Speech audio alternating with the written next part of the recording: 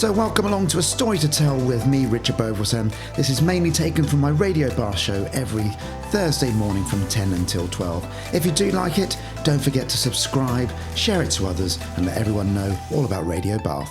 Hope you enjoy it.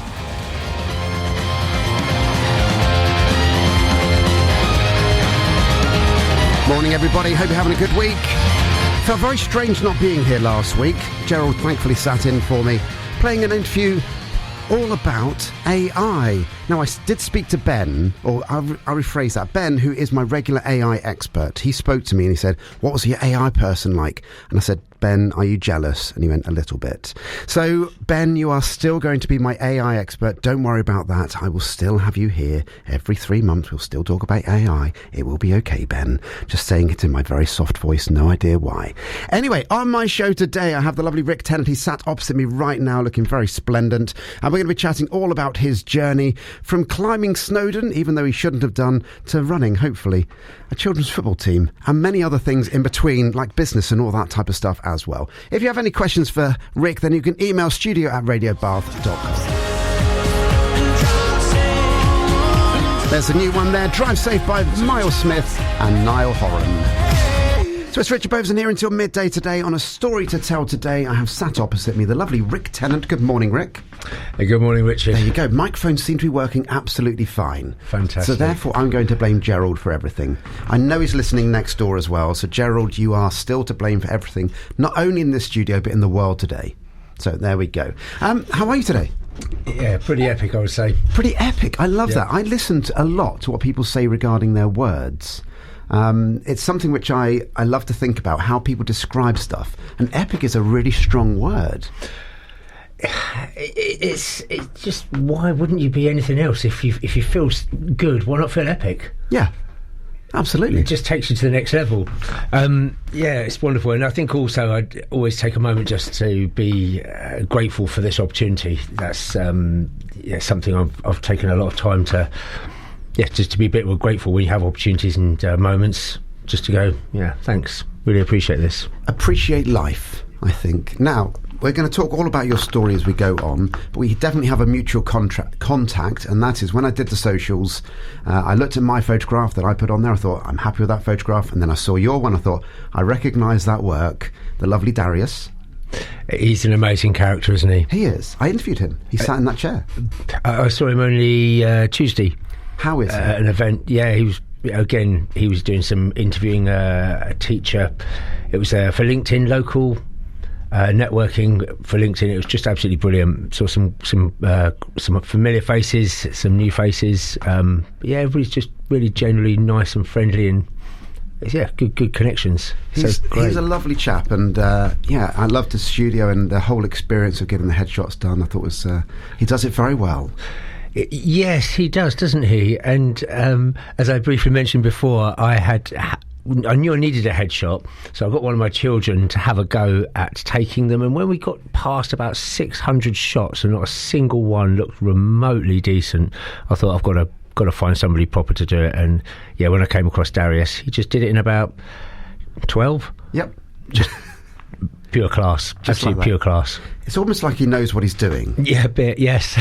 Now, I'm going to do your Desert Island Discs intro, okay? So let's see how this goes, and I'd love you to tell me the accuracy of this, okay? So this is all about you, all right? You ready for this? So my guest today on A Story to Tell is Rick Tennant. Now, Rick's journey is one of those stories that reminds us just how unpredictable life can be, from building a career in business and partnerships to facing a life-changing period of paralysis. Rick has experienced his challenges that would stop many people in their tracks, but rather than being defined by those moments, he's used them as fuel, climbing Snowdon, building a successful business, and even managing a kids' football team along the way. So today we'll talk about resilience, recovery, business, mountains, both literal and metaphorical, and the people and moments that shape who we become. Rick Tennant, welcome to A Story to Tell. How's that?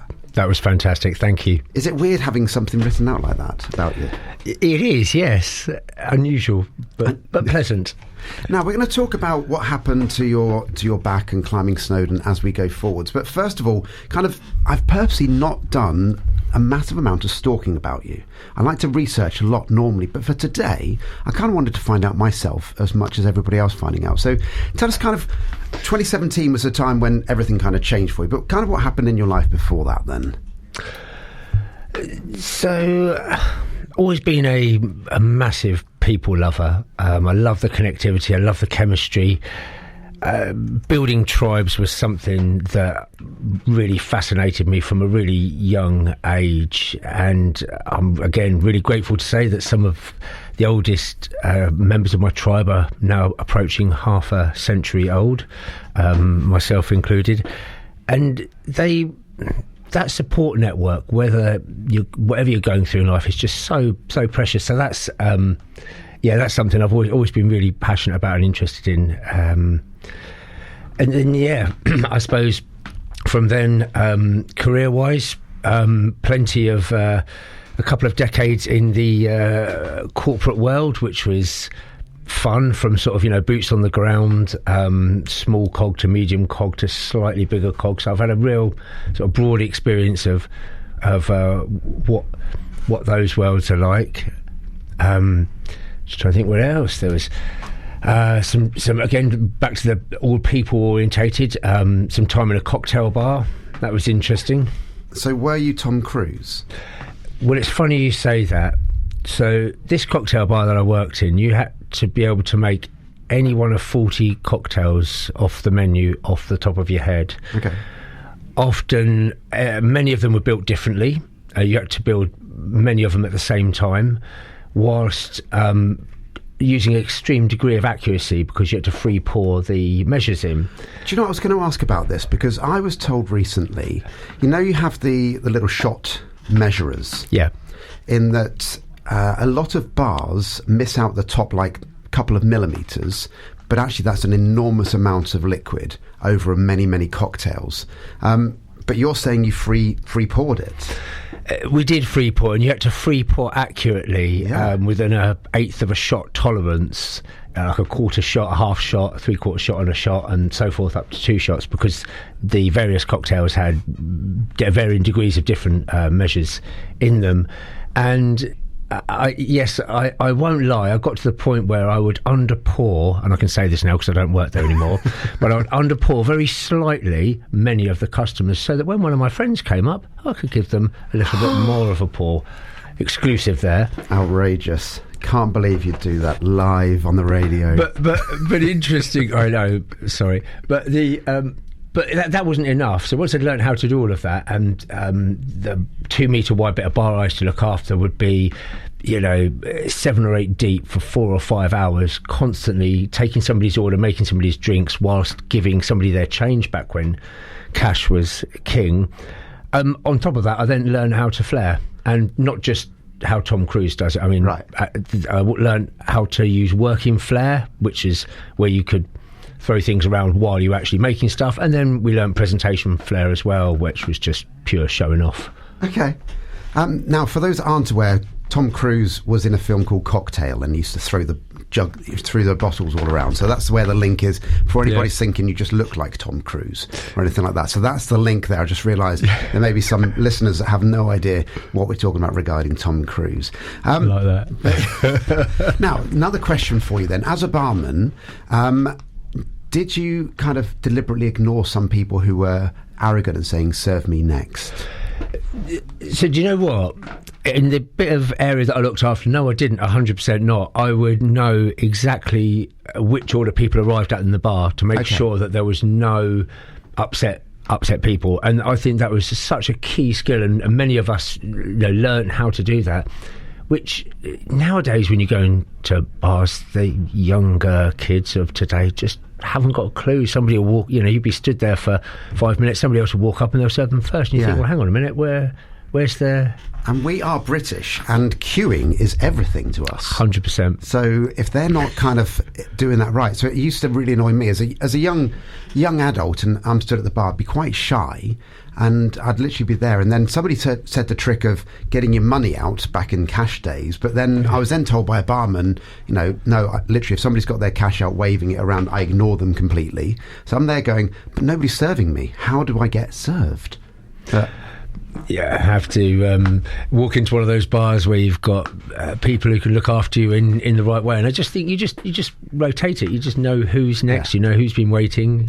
You have to have a handle on it, and that's I think it was at that sort of late teenage years for me, and it was that desire to not just want to be good, but to be even better than good. And once you'd mastered the basics, then really. So how to drive yourself. Yeah. Now, the other word which you've used there, which I'm really intrigued by, is the word tribes. Now, a good friend of mine, a lovely Welsh lady, that's the closest I'm getting to a Welsh accent today. She is from the valleys. She often talks about, people around her being in her tribe, or actually people not being in her tribe, and therefore she doesn't spend time with them because they're not part of her tribe. I'm intrigued why you've used that word in particular. So I use that word because, and I know you said you didn't want to tell you about where nursery school was set up with, but tell me about nursery school. But it's relative to the context of what we're talking about, because from a very early age, might say, I don't know, infant school and then junior school, and I went to all the same school, and there was a really close net tribe of my friends who, as I say, I'm still like fingers crossed. I'm showing to Richard now as to how close we are, even to this day, where they're the sort of people you can pick up the phone at 2:00 in the morning and they will answer and be there for you. And they're the original tribe. And I never experienced. I haven't travelled around the world and such like ever meeting a group of friends that were that close, sort of a dozen or so. And that, but then as that was my sort of core tribe. But then as we progressed to secondary school and then went further afield, as you sort of expanded out through the country, you then got to know the circles of tribes. Then got bigger and bigger, but they were different levels of tribes. So people you would know through a connection who was a DJ, for example, or another connection who was a rapper, and you would, and so there were different levels of them. But the core tribe, and so that's why I've always used those, and within those tribes there were, an expert in this or an expert in that, or somebody you knew you could rely on for this, or somebody who relied on you for something. So yeah, I think it's a great thing. Having your tribe around you is everything, and it saves. Yeah, it gives you that support network, which is very key, and no doubt was very key when we come to further parts of your story. It is a bit of time for music. Now, you've chosen all of the music today, and let's just say there's a number of tracks in here that are quite clubby. Let's go down that route. Why have they gone the clubby route then? So I got into music, late 80s, and then rave through the 90s. I mean, that was just the grippedness that type of music had on me. So yeah, but I tried to pick. They may, I appreciate that they are a bit clubby, but they are also sort of a broad, eclectic selection of. I love them. Different. Yeah. It's really lovely, and what I love about when guests bring in different type of music, it's just great, and you get to hear different music, which you don't necessarily get. I was chatting to somebody yesterday, and they were like, "Oh, this particular song, I hear it on the way to work, and I hear it on the way back from work every time on the radio." And obviously, I said to them, "You should listen to Radio Bath." But there we go. We'll be back with Rick very shortly. If you have any questions for him, then you can text Bath followed by a message to 80011, or you can email studio@radiobath.com.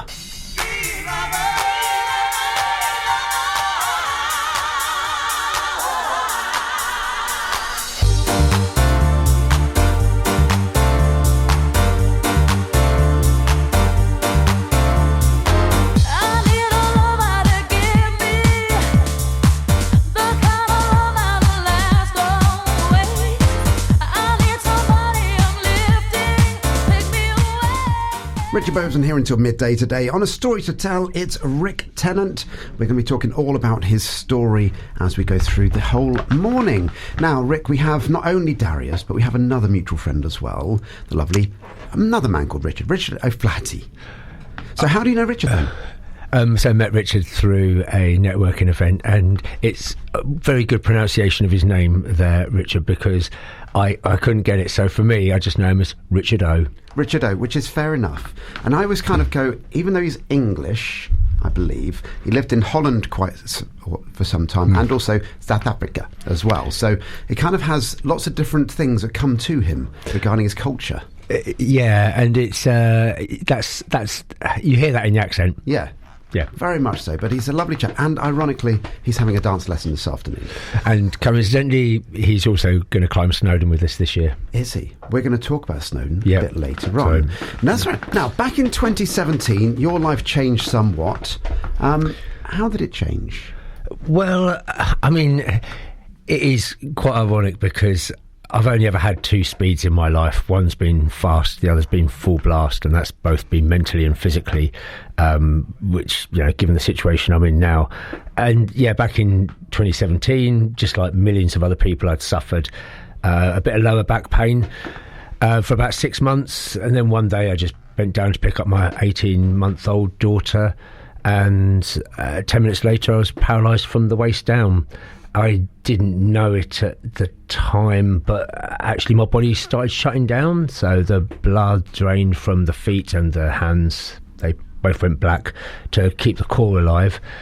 And I then had to learn a lot more about my body that I didn't really have any interest in learning and understanding about. But it was, it was certainly a bit of a shock going from a pretty normal life, chaotic, 3 young kids. We had a family round for Easter lunch and such like, and I was just there cooking food, enjoying, entertaining, which is a love.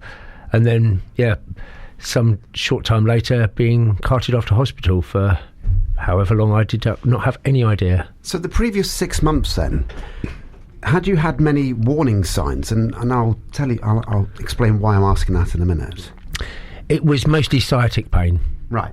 And yes, I think I understood that there was a slight disc bulge in the lower back, but I didn't. Even the 2 surgeons of some 40 years experience said that it's quite a unusual thing for that fact it happened. What happened to me? Because so back in 2009, my disc went. But before they went, I had an MRI done because I was having lots of lower back pain. Being a dance teacher, I put my body through lots and lots of different things. And I went to have an MRI done, and in the morning at 11 o'clock. And I was due to teach that night. And then at 1 o'clock, I got a phone call from the hospital saying, "Come here now." I went, I'm picking up my kids at 3 and I'm teaching tonight. Can I come in tomorrow? They went, "Now." I went, "Okay." And I walked in, pain-free. And they went, "You're not meant to be able to do that because your disc is so close to your nervous spine that any motion that you could have, literally, you could be paralysed." And they did checks, and then they went, "You seem all right." And off I went. But I could have been in exactly the same situation you were. That's, I now know that it's a lot more common than people give it credit for. So, a bit like yourself, I had a very slight bulge on the disc that was pressing on the cord, and that was causing the sciatic pain. But when I bent over, the disc quite simply exploded and crushed the spinal cord beyond. You couldn't see it. And to give you some context, what I learned, and this is just to help the viewers, your spinal cord is about the size of your thumb in diameter.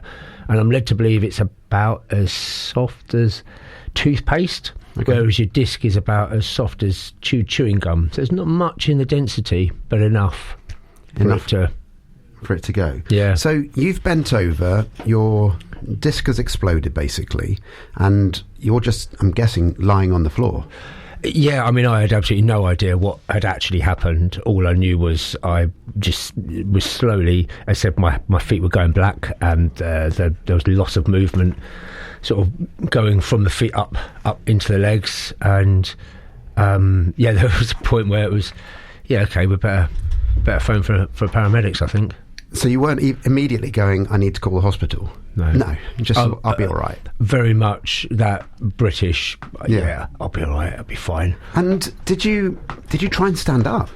Oh no, standing up wasn't an option. I mean, there was a point where it was just trying to find a position on the floor that wasn't painful, which was impossible because your spinal cord is the centre of your nervous system. So it's not like when you break your arm or kick your foot. Honestly, the pain was 22 out of 10. Yeah. It was to say, I only found out afterwards that, what was happening was my body was shutting down.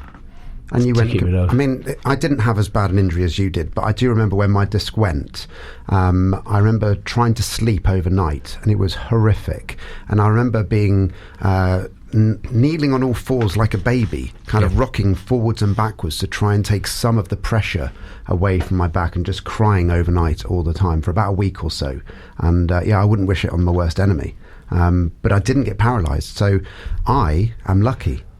And that's how I would personally look at it in that regards. Yes, it was horrific, but I'm not as, I didn't go through what you went through. Well, it's interesting you say that, because I view myself as lucky, extremely lucky. But I mean, we can go on to that if you like now, but, going from sort of, being stood up to then being led in a hospital bed for, I don't know, I don't think I got out of hospital bed for maybe 6 weeks. Right. And, you lose something like 85% of the muscle mass in your legs, so all your core goes, everything goes. And then the time in the wheelchair, it's what... You spent 4 decades of looking at people at eye level, and then all of a sudden you're looking up at people. It's an incredible difference, and that's just the physical disability or physical challenge that people could see. Obviously, there was also the hidden disability as well, which was the loss of bowel and bladder function. Right. So that was just instant. Yeah.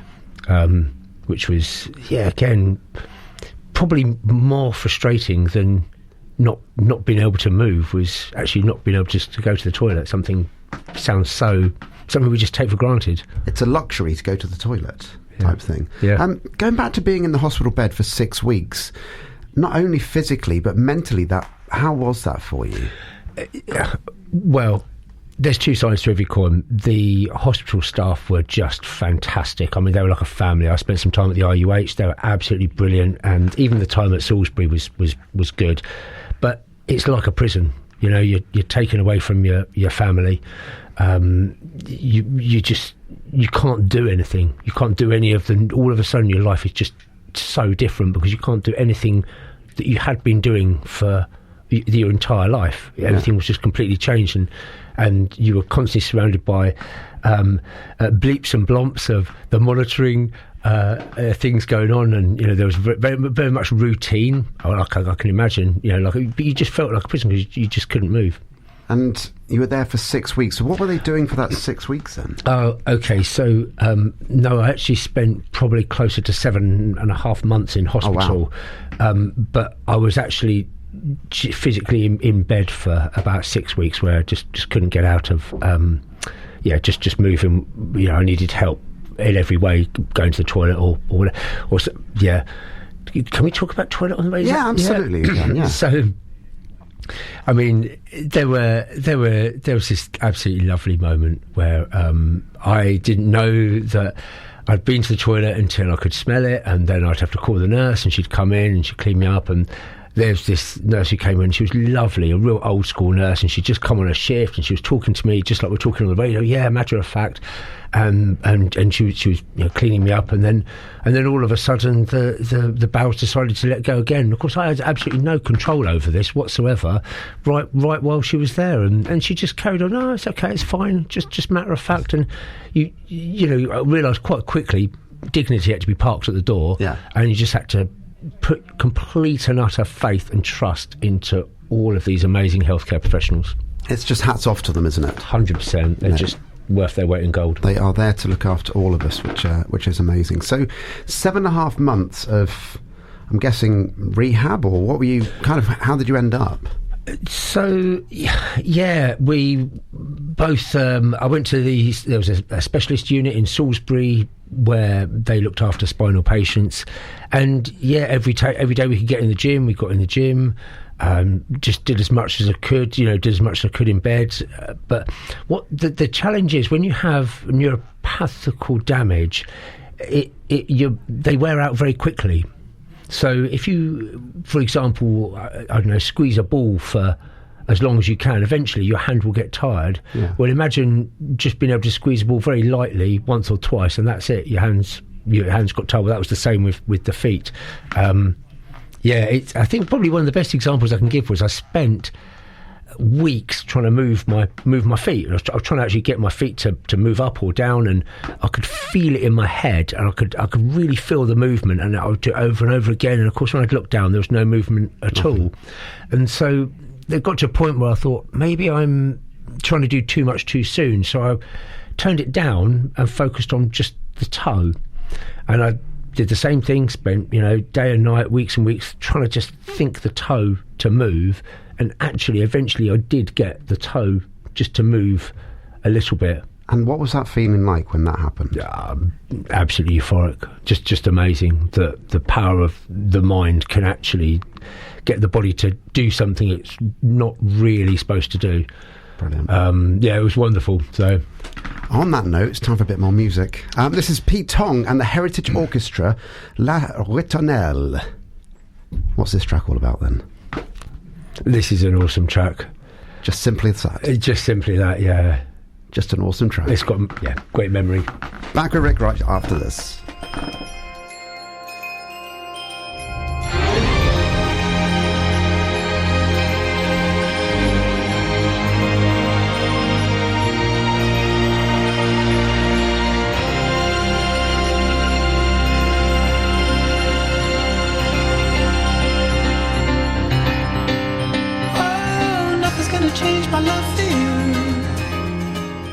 Richard Boveson here until midday today. My guest today is Rick Tennant. He is inspirational. I'm going to use that as your intro this time. I quite often think of something different, and that's my words today. Well, thank you. And interestingly on that, people said to me that after this recovery had happened and that I was inspirational, and it took me years to really understand what that actually meant. Yeah. And it's that. So I suppose it's individual to everybody who gets said they are inspirational or not. But it's just inspiring people to do something that they might not have normally have done. I think it's just pure amazement. Now, for those that weren't listening earlier, so the basis of your story is that in 2017 you were paralysed from the waist down due to a disc exploding in your back. You spent 7.5 months kind of in and out of hospital, but kind of I want to know now a little bit more, what was your recovery like? Because you walked in today, so you're not in a wheelchair or anything? No, so I walk now with paralysed feet, and I'm so grateful for this world we live in where I have these things called AFOs, which are essentially carbon fibre splints that do the bits of the job that the paralysed bit doesn't do.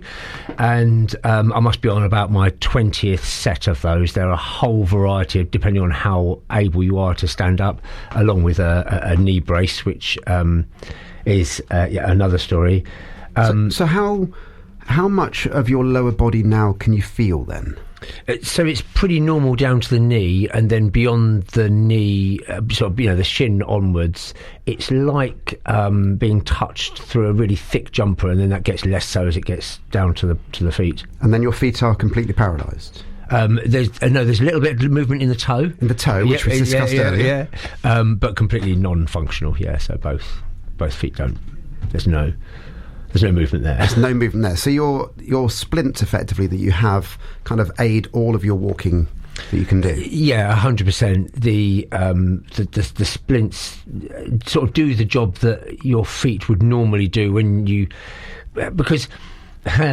So just moving on to the recovery side of things, it's quite funny because obviously when we're kids and we're learning how to walk, we're obviously a lot closer to the ground. So falling over is and obviously you've got a lot of soft baby tissue. So it's not too bad. And your feet are learning to do those movements of lifting your foot up as you take a step and then putting it down, and then the other foot lifts up.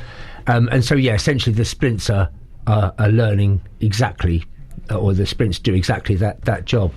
But when it came to even just standing up, there was a point where I built enough strength back in my legs to support my own body weight.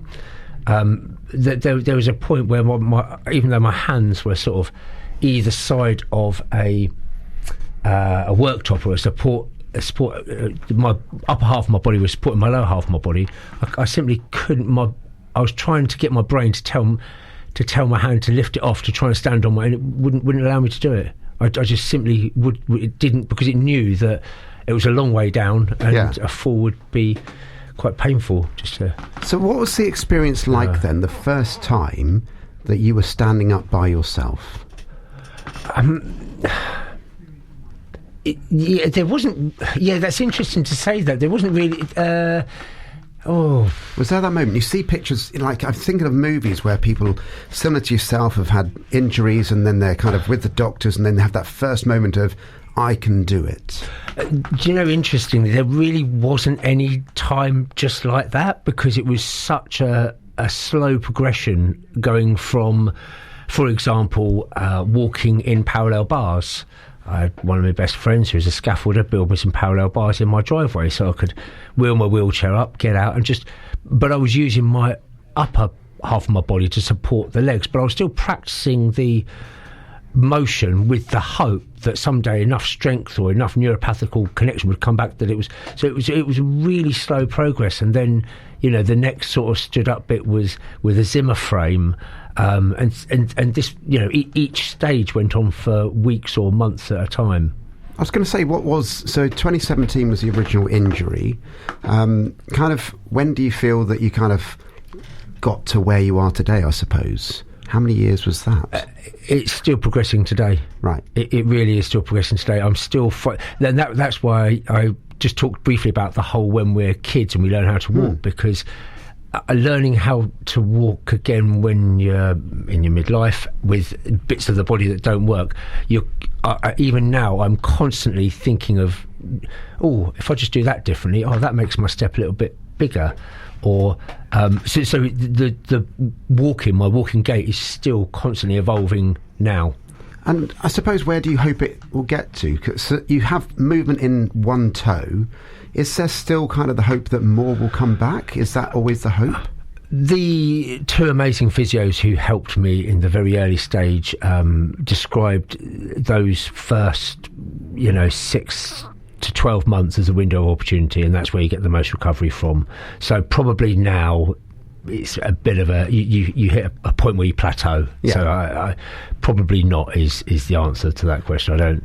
And I suppose it's then more about trying to develop the rest of your body to be able to cope with, the injuries that are down below, to therefore make it easier. Yeah. So, and here's something. Again, I'm just fascinated by these things, and you're absolutely right. You have to use what bits of your body you've got that are working well to cater for the bits that aren't. And a couple of years ago, I worked out that I use about 3.5 times the amount of energy to walk than an able-bodied person does, which the way you look at it has its pros and cons, because of course it means if I walk a mile, that's the equivalent to walking 3 and a bit miles. Yeah. Now, what I think is a really good idea is the noise you can hear, by the way, is the front doorbell. Okay. We often get it this time of the time. It's always interesting. Somebody's at the door. Somebody at the door. It does stop very shortly. I think what would be a really good idea is, 3 years after having something like this, I want to climb a mountain. But that's what you decided to do. Yeah, so... Mount Snowdon of all. Not just a little one. No, we've gone for a reasonably big one. So when I was in hospital, as I said, I now realise he was a bit of a trauma partner, somebody who had an injury a week before or after me, a guy called Ed Jackson, who... similar, probably a worse injury than me, but a similar outcome from all the professionals that walking was going to be extremely unlikely, if at all possible. And he just powered on through, and he climbed Snowdon. He was my sort of inspiration to just I've spent spent sort of 7-8 months with him. We obviously became good friends, as you do when you spend a lot of time in hospital. And you just think, well, if he can do that, then that's got to be an inspiration for me. So you thought in 2019/2020, I'll climb Snowdon. We're going to talk more about Snowdon very shortly as well. But it is time for some more music. Now, you've chosen Another Brick in the Wall, Part 2, but the House remix. So why the House remix then? You love your music, don't you? I've massive ears, and they're just legendary bands. And I think I've always been a believer that you can't necessarily. Sometimes the original is the best, but sometimes the house version, they get it spot on, and this is one they did. Yeah, no, I love the fact that it's because I've saw a cover band called Pink Lloyd or whatever it was. Love it, and it was really boring.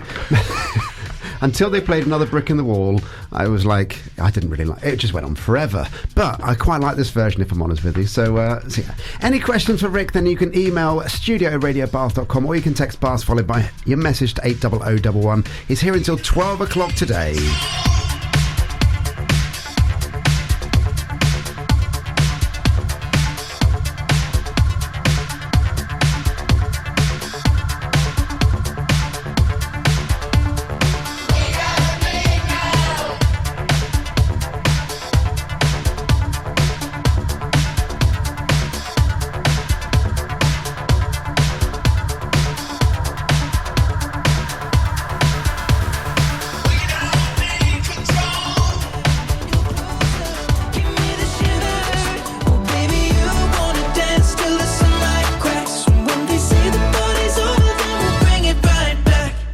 Love that track. There's Shivers by Ed Sheeran. It's Richard Boverson here until midday today. My guest today is Rick Tennant. We've been talking all about his story. He was paralysed in 2017. He learnt to walk again, climbed Snowdon, which is basically where we've got to.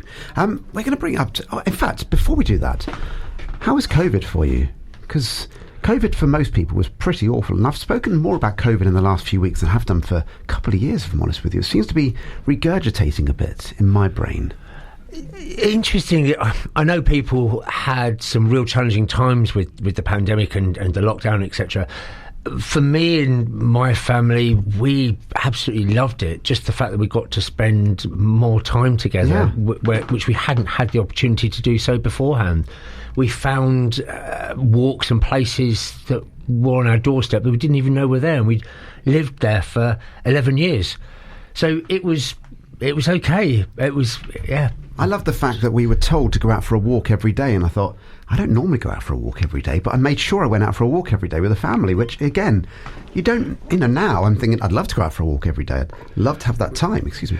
And also, I quite like the fact when they said you can't go out every day, and we went, well, we're going out every day. Yeah, that's it. Somebody tells me I'm not, then I'm definitely going out, but there we go.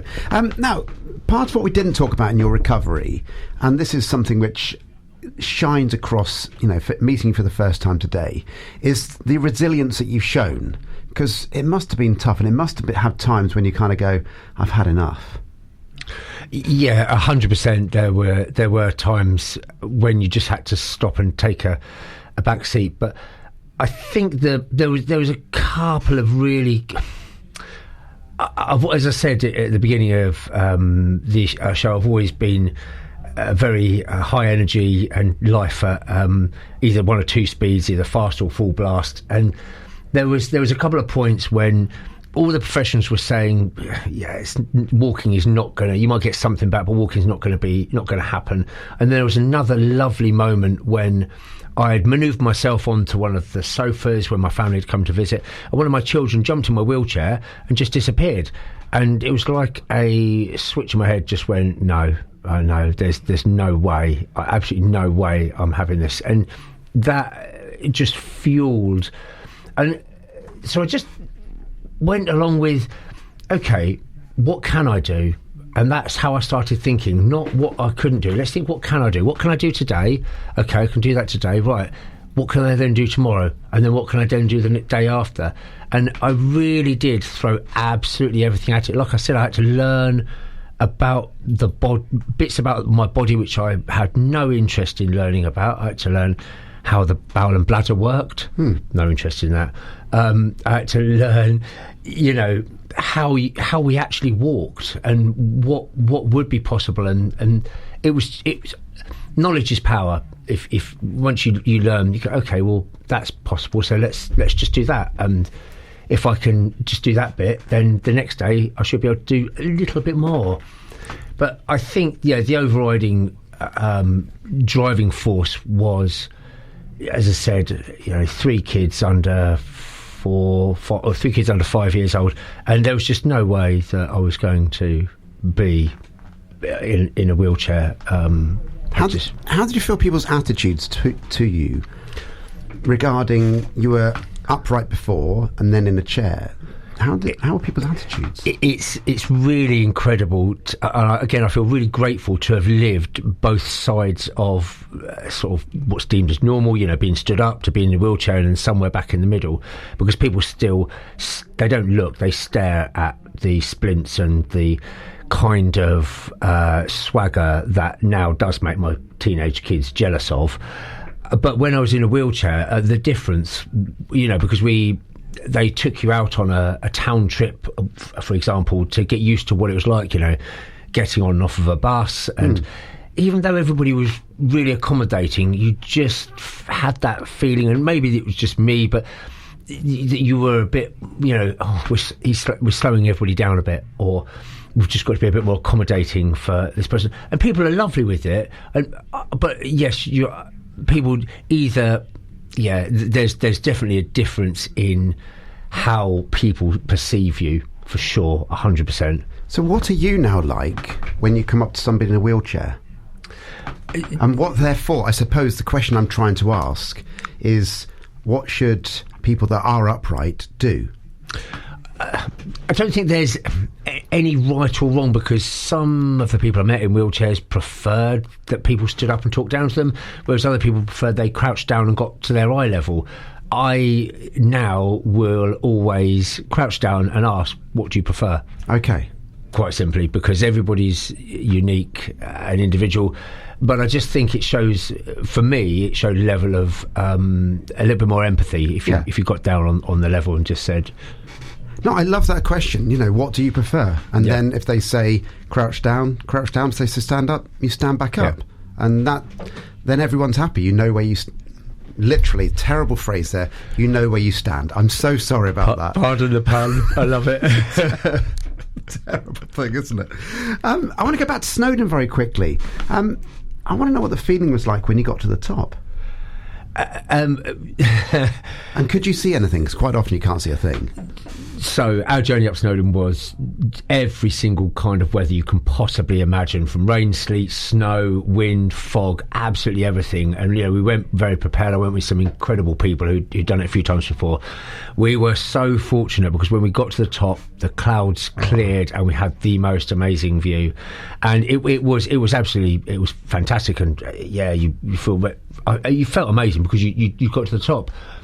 But what I was not prepared for was the journey back down. Nobody ever is. They always think getting up's hard. Getting down's much harder. It was I think it was something like about 50,000 steps, 4 hours up and 6.5 hours down. And going down was just so much harder. And do you know what? It's funny, because I had these amazing splints that had been custom made for me on the way up, and I didn't realise at the time that they're actually wearing holes in my feet. Right. Because you can't feel your feet, so therefore you wouldn't know.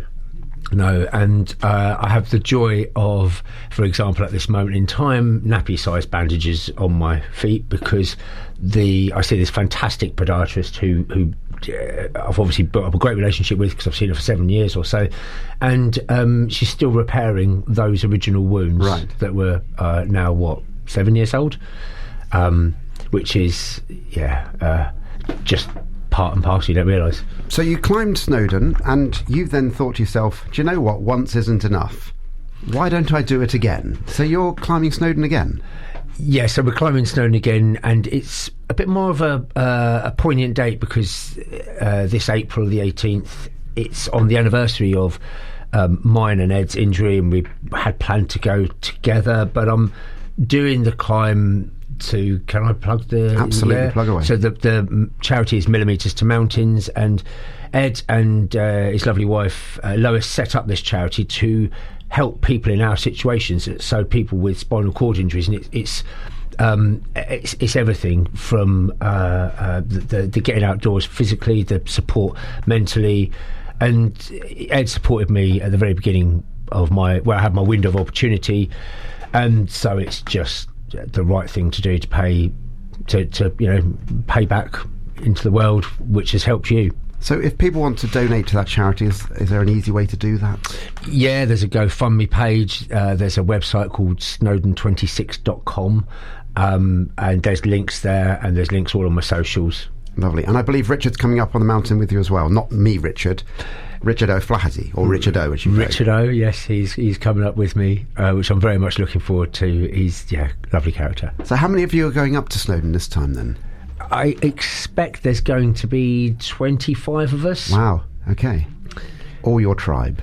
They're tribes from different parts of the country. Right. And what's lovely, because I'm Cambridge bred, so a lot of my original tribe are from Cambridge who are coming to Snowdon, and then there's a lot from Bristol, some from London.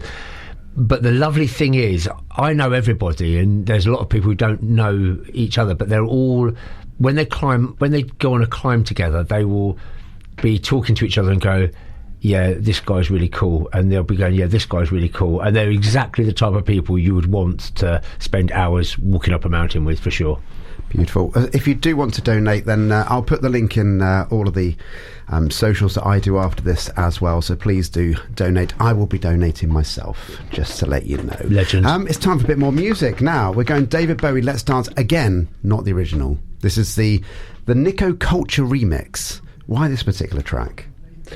Again, this is just one of those. I mean, I absolutely love all of Bowie's music, and this was one of the tunes that I think this version is, if you like your house and your sort of dance music, this is phenomenal. Brilliant. Back with Rick very shortly.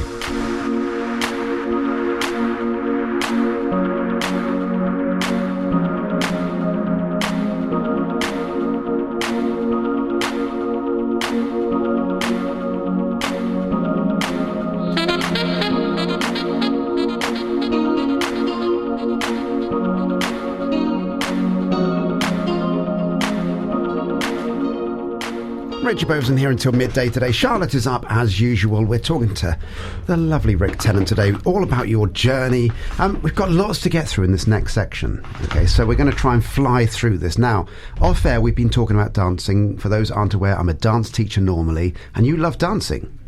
I spent the latter part of my teenage years as a dancer, right. Modern, ballet, amazing, jazz.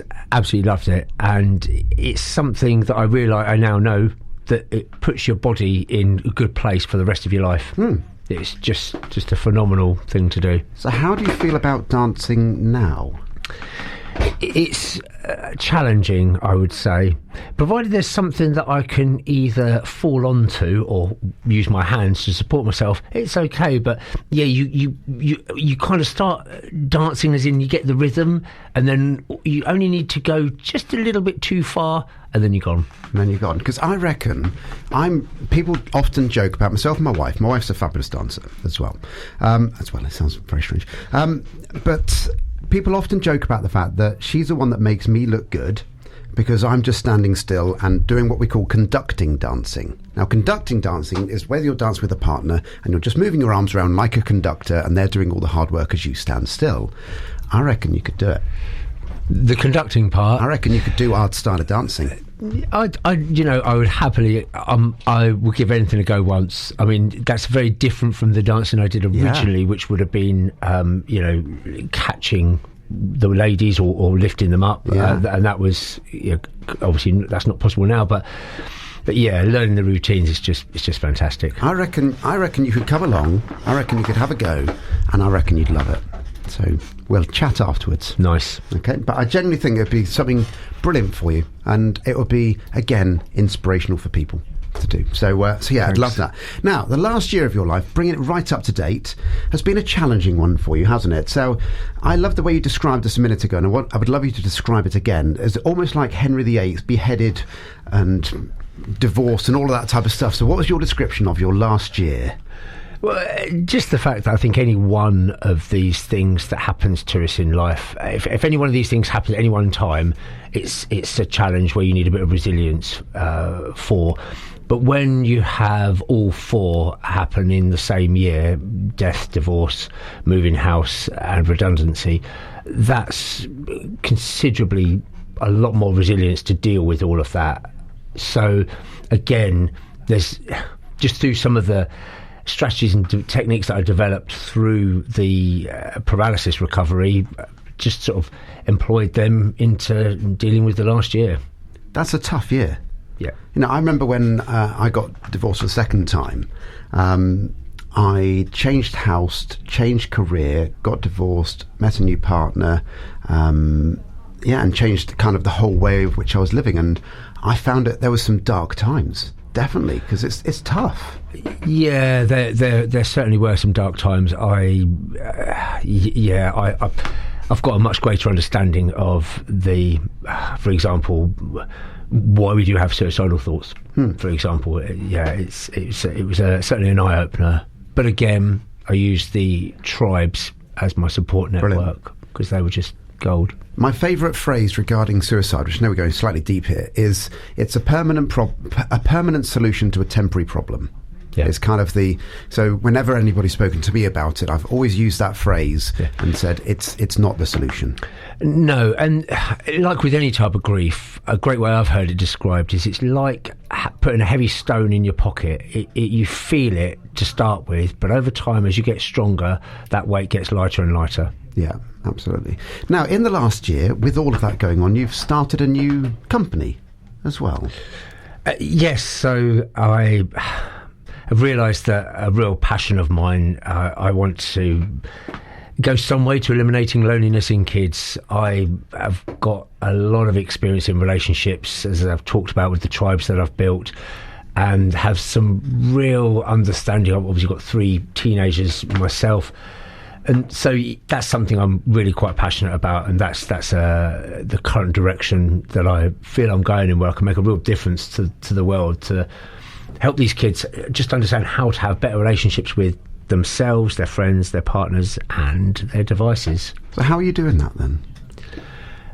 Just some real live sort of practical exercises of, even just, for example, just the difference in the feeling between a like on a phone versus a high five in real, and just that showing them that actually going out there and doing it is a better way than not. So that's having actual physical contact with people rather than... I know I was talking to somebody that they got phoned up because they hadn't liked somebody else's post, and that somebody else has said, "Why haven't you liked my post? Because does that mean you don't like me anymore?" And she was like, "I was just been busy. Sorry, I missed that like on your post." And it was mentally destroying for that person. Yeah, and I think... this goes back to resilience, because if you know what is important to you and what's not important to you, stuff like that you just don't worry about it. Just don't let it take up space in your brain, and then you've got more capacity to worry about the things that are important. Yeah, don't sweat the small stuff. 100%. Do you reckon through your last year your paralysis kind of kept everything in context for you? Because that was quite major, and what you've gone through in the last year has also been quite major, but kind of like having that experience. Yeah, I would say so. There was a lot more experience that I could draw on to help get me through, and I realised that sometimes these things you can't just do on your own. You need to go out there and find help, and you need to have a bit of an understanding of what it's going to look like. And that, again, that knowledge is just a little bit more, it's just useful and it's powerful. Now, one of the things which I always think about the strongest people that I know, and you are definitely a very, very strong person, is the ability to be okay in asking for help. 100%. Again, historically always been very much, I'll get on with it, I'm all right, I'll be fine, I can do it, stiff upper lip, yes, fine. But it gets to a point when you're in the position where you have no choice but to ask for help. You just simply you just have to. You have to have those, to say, I've gone about the tribes, the people in the tribes who you can just sit and break down in tears with, and they just sit with you in your situation, no judgment, and they're just there for you. Yeah, that's absolutely brilliant. Now, not only are you starting a new business, you've also done something which I've done very well. Hour and a half in before I mention my book, but we're not going to talk about my book today. We're going to talk about your book. What's your book all about then? Thank you, Richard. I've used this last year to be creative and written a book about my journey with the sole purpose of sharing some of the strategies and techniques I developed around resilience to help other people in similar situations. And I know that my situation might be a bit more extreme than others, but all of the things I write about in the book can be related to whatever anybody else is going through in life. So it's interesting because we have only just scratched the surface on the journey, and obviously the book goes into a lot more depth about that. Yeah. And again, I feel so proud and so lucky to have had this opportunity to leave a legacy to my children. I've written a book. I've got a number of questions coming up now. First of all, what's the book called? Wiggle That Toe. Wiggle That Toe. Is it available yet, or is it still in production? Where are we at? So I'm self-publishing. Yeah. I think it's Amazon and Kindle ready. It's going to be. The plan is to launch shortly after the Snowdon climb, so it'll be Lovely. Early May, I think. Are you doing an audio book on it? The reason being is that's how I listen to books. 100%. Good. Please make sure you narrate it yourself as well. It's always much better if the author can narrate it themselves. And you've got a lovely voice too, so please do narrate it yourself. Thank you. I will give that a go. And that is interesting you say that, because maybe it's your own opinion of your own voice, but I know my voice I don't particularly have much favouritism in my own voice, and a lot of the automated phone messages tell me that as well, because when they ask me to tell the reason why I'm calling today, I'll say the same reason again and again, and it says, I'm sorry, we didn't really understand what you were talking about there. So, well, I can understand you perfectly. And as I said, when I listen to authors, certainly if it's a story like yours, I could read your book out, and I've got theoretically quite a clear voice due to the job that I do, but it wouldn't come across half as personal as if you were saying it, because how you would say those words, you would have those memories going through your mind as you were reading out those words. It would be you telling the story. And it's interesting. I love that, and I will do that 100%. The only challenge with that is when I have reread the book myself or reread chapters to edit them, often I end up just in a ball of tears. That is the downside to it, yeah. But that's okay. That means it's emotional, and it's all good. You can re-record those bits. Of course. Yeah, absolutely. Please do. Now, what was the writing process like for you? Because I loved writing it, and then I went back to read some chapters, and I was like, "This is dreadful. This is the way I've written that, how I've written that," and you edit and edit and edit, and that's quite a painful process at times. It is. I think you just have to get to a point where you just have to get to a point where you think this is going to work. Yeah. This is enough. Yeah, it's fine.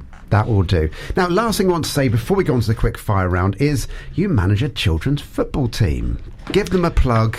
Who are they? All of that. So, yeah, again, feel really fortunate to manage my son's under-15s Fry's football team, which was just one of those situations where 5 years ago the coach who was finishing and stepping down, and I was the only person who put my hat into the ring to ensure that the 25 kids carried on playing football.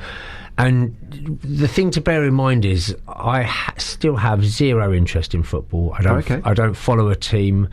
I only played a little bit at school. But I realised that it was much more than just teaching the kids how to play football, because, and also it's interesting because I can't actually physically kick a ball, so I have to coach them in a way. But it's so much more than that. It's the team ethos, learning how to work together with people you don't like so much. It's sometimes even just being a male role model that some of the kids might not even have. So 5 years on, and it is just so valuable. I feel so privileged to be able to do that. And how is it? Because I played a lot of football as a child. How are the parents? Because that's often the main issue with children's football teams, is dealing with the parents.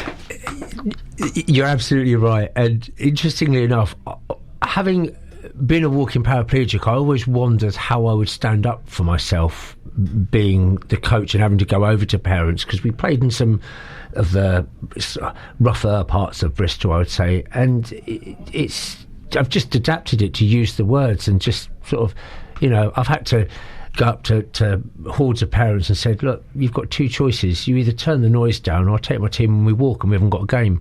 And I just say it in a really calm and collected manner, and almost like your calm is your weapon. Yeah. And they sort of look at you and go, okay, we'll be quiet. And have you had those conversations where they say, Johnny's not in the team this week, why is he not in the team? That's the difficult one. So I can say this about all of the Fry's coaches, because there's over 500 kids there, and every single coach at Fry's really goes in for the all-inclusive. You've always got an ability of skill, range, or talent in your team, and you just try and make sure they all get a fair amount. Sometimes it's some get a little bit more, sometimes get a bit less, but there's none of this we play the best team to make sure we win. It's just about getting the kids to actually play football. Brilliant. It's time for some more music now. This one is Les Soleil, the Wow edit by Patrick Pint. I know this song very well, as you can tell. What's this all about then? I thought it was pronounced Le Voile Solaire. Let's go with that. Le Voile Solaire. Maybe it's... who knows what song I'm playing then? We'll find out very shortly. I think it's the right one.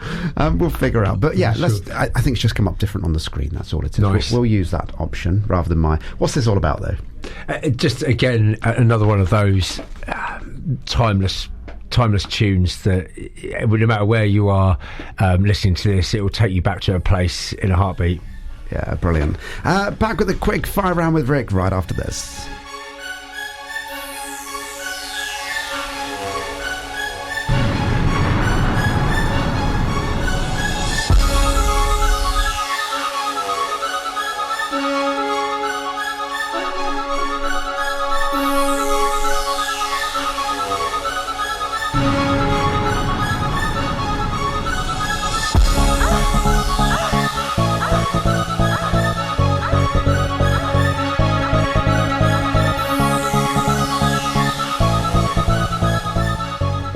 For the last part now, it's Richard Boveson here until midday. Charlotte is up next. The dogs are in the building, Rick.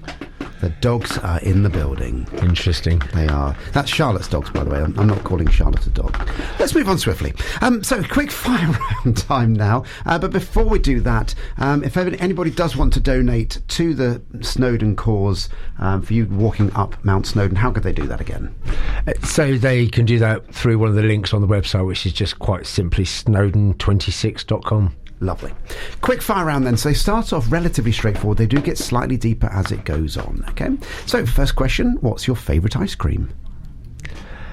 Oh, he's scrunching his face there. Go on. Rum and raisin. Do you know, there's a certain type of person that's rum and raisin.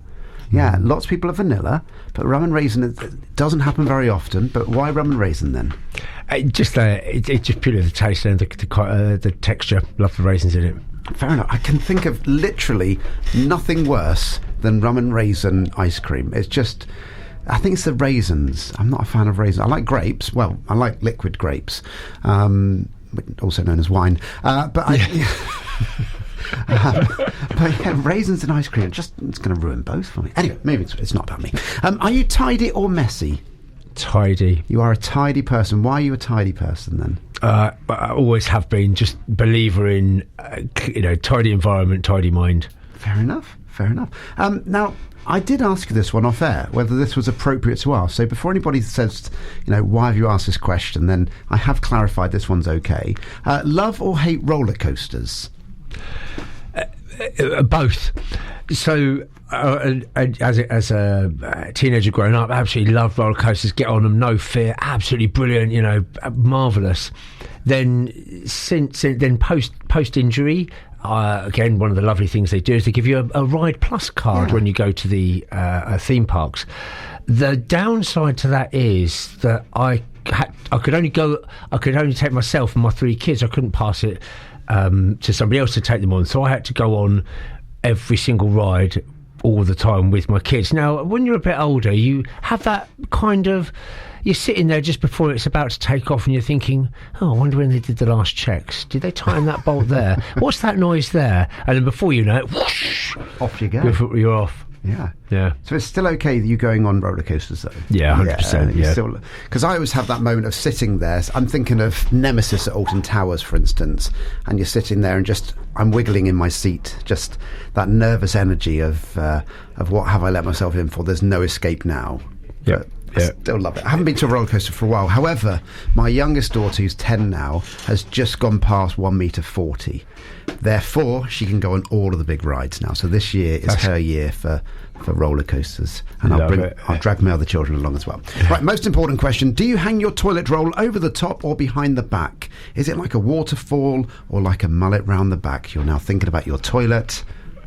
It's like a waterfall. It's like that is the correct answer. Okay, so you now have it that way. I didn't realise there was a correct answer, but there is. Yes. So I interviewed there's 3 people that originally started this station, and Simon, one of the people, is he's told me there is an actual patent of the correct way to hang a toilet roll. Learn something new every day. Every single day. Now, my question to you, and I do this personally, but if you went to somebody else's house and it was hanging around the back, would you change it to go waterfall? That's a good question. I suppose it depends on how much time I was planning on spending in the toilet. Fair enough. I'm guessing if you were standing up doing a wee or whatever, then you're probably not. So no, probably not. So there we go. Right. Do you eat your chocolate from the fridge or from the cupboard? From the cupboard. You're a cupboard person. Why a cupboard person? I just like the softness. Okay. Yeah, just keen on the softness. I find from the fridge, it's too hard. Whereas my children love it from the fridge. In fact, they'll put it in the freezer. I have done that. I've said this story many times. When I was 11 years old, when I was 10, I was 11 stone. So I was quite a chunky chap, shall we say. And I used to freeze a Mars bar and cut it up into very small sections so it would then take me longer to eat it. I'd still eat it. Yeah. It doesn't really matter that it was frozen. It just take me longer to eat it. Frozen Mars bar. And people say, oh, you get frozen ice cream Mars these days. It's not the same. It's not the same. No. But, I haven't done it for probably 40 years now. Oh, there's something to do when you go home. I need to do it again, don't I? I need to buy a Mars bar. I was flabbergasted. I was in a garage the other day because I don't buy chocolate very often. I was flabbergasted how much a Mars bar was. It was like £1.70 for a Mars bar. And I'm like, when did that happen? That's incredible, isn't it? It is incredible. I remember it being 40p and thinking it was a lot. Yeah, I can remember them even cheaper than that. Yeah. Blimey. Anyway, do you make your bed in the morning? 100%. Why do you make your bed in the morning? It's that you're just setting yourself up for the day. You're setting yourself up for when you come home from your day. Yeah. If that makes sense. Fair enough. Now, we've discussed earlier that you are recently divorced. Okay, so the next answer for me is quite intriguing. Okay, so apart from the pillows on your bed, do you have any extra cushions at all? I don't know. You don't? No. So my previous question to this, going back one stage, is when you were married, did you have any cushions on your bed apart from the pillows?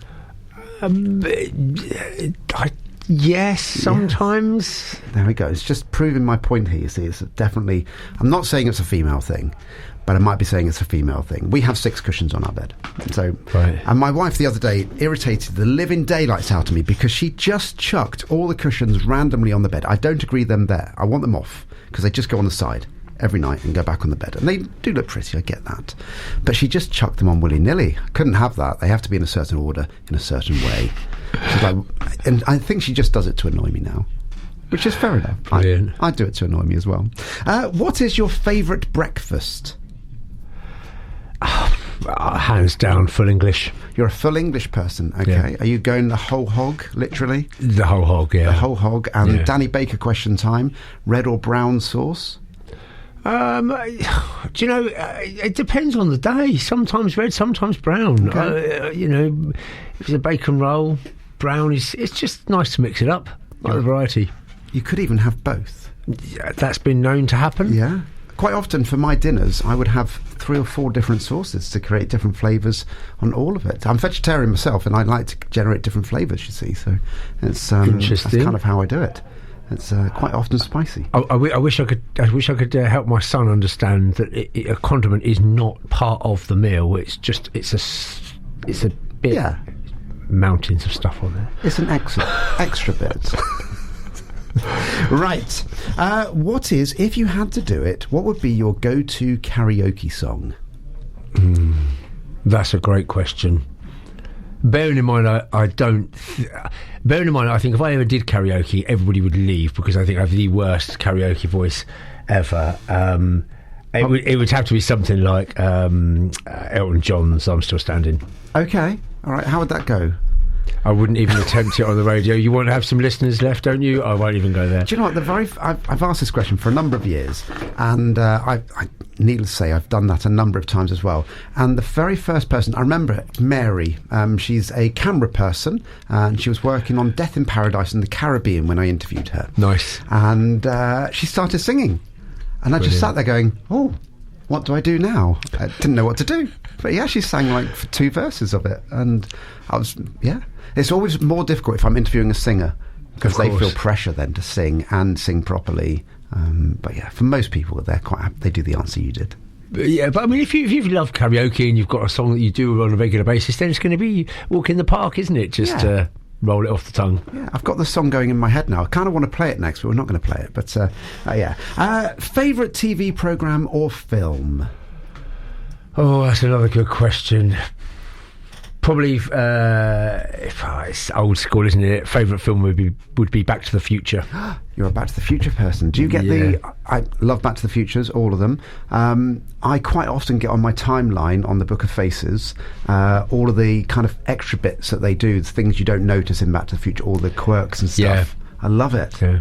I love it. I just think they, when they did number 2, they got apart from the flying cars, they got so many things right, didn't they? Which is just phenomenal.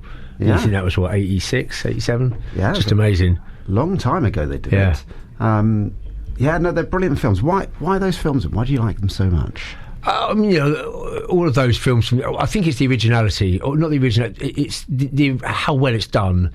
But they go along all of the other films from that time period, like The Goonies, Weird Science, all of those classic 80s films. Obviously, the only film that really exists for me is Dirty Dancing. I'd like to point that out. Of course. Which is of the same era. Yeah, so. that is, yeah. And yeah, it's class, absolute class. Yeah. They don't make them like that anymore. Well, no. Probably do, but no, I love them. It's Back to the Future, a great trilogy. Oh, and I think why they stand the test of time is because my kids today can watch that and they are engaged and grippered for the whole film, and that's class, because some of the more modern films, they get 5 minutes into it and they're like, oh, switch off and board.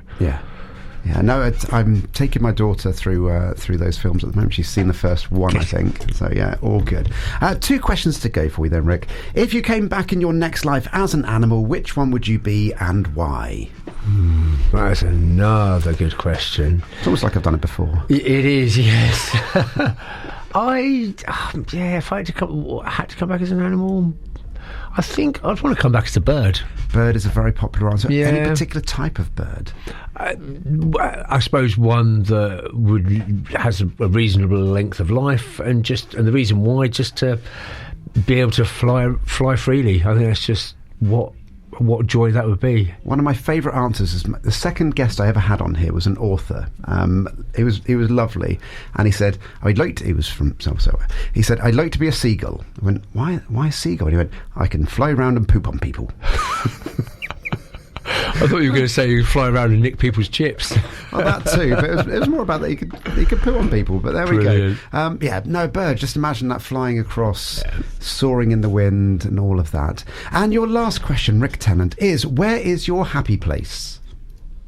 Where are you going to go to? It can be mental. It can be a physical place somewhere.